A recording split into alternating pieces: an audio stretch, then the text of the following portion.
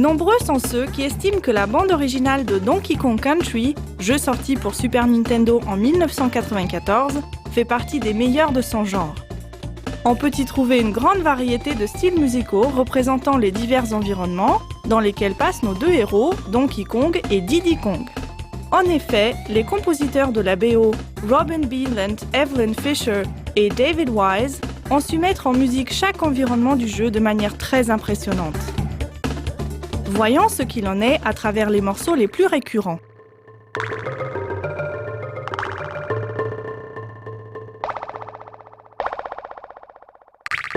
La musique de niveau qui revient le plus souvent est celle de la grotte.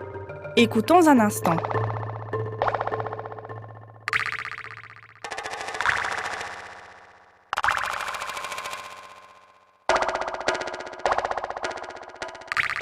Des bruits suspects ainsi que des bruits de pas qui résonnent dans la grotte créent une atmosphère angoissante. On peut également entendre des gouttes qui tombent, ce qui est certainement dû à la présence de stalactites. La musique se sert ici d'une forte réverbération et imite ainsi parfaitement l'univers sonore d'une grotte. Dans le même genre, une autre musique revient à plusieurs reprises dans la bande originale du jeu. Il s'agit de la musique des mines.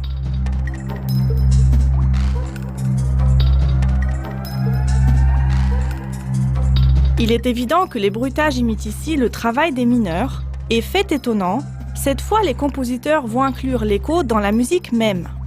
Ainsi, les motifs mélodiques sont repris à l'identique, une octave plus haut et moins fort.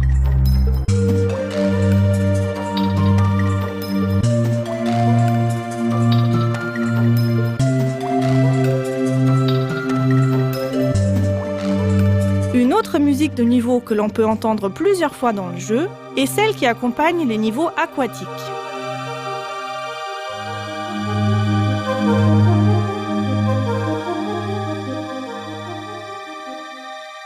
Dans la plus grande simplicité, les compositeurs ont créé ici une musique qui imite parfaitement le comportement de l'eau, avec ses vagues représentées en musique par les va-et-vient des motifs, ainsi qu'avec une grande fluidité dans les éléments musicaux.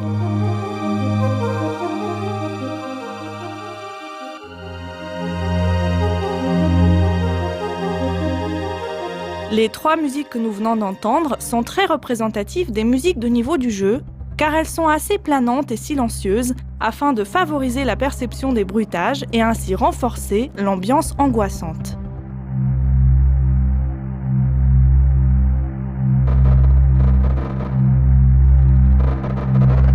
Mais une musique très joyeuse et optimiste vient régulièrement interrompre l'angoisse.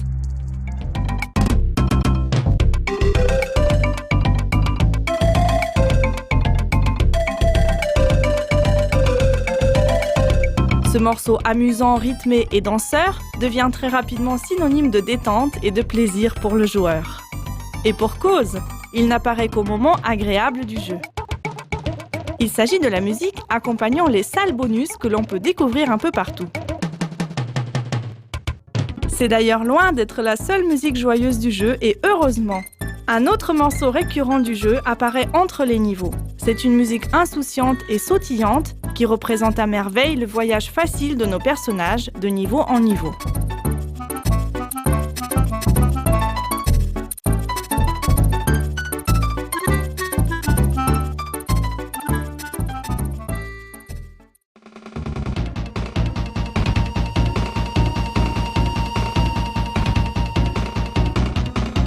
Comme tout bon jeu avec des méchants, Donkey Kong Country a bien sûr aussi sa musique de boss final.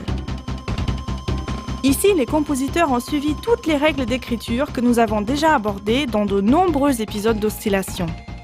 Agitation, syncope, chromatisme, percussion, tout y est. Le joueur reste ainsi bien sur ses gardes et la musique ne cesse de lui rappeler qu'il se trouve dans une situation périlleuse.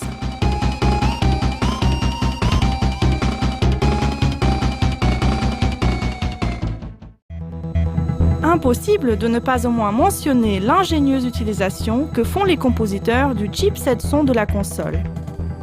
L'un des compositeurs, David Wise, a expliqué à ce sujet que pour la création des sonorités de Donkey Kong Country, Il a été fortement inspiré par un synthétiseur à synthèse vectorielle, le Korg Wave Station.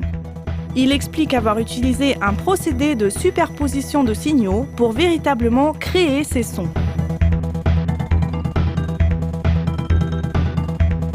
Ainsi, il a pu éviter les restrictions techniques du chipset de la Super Nintendo.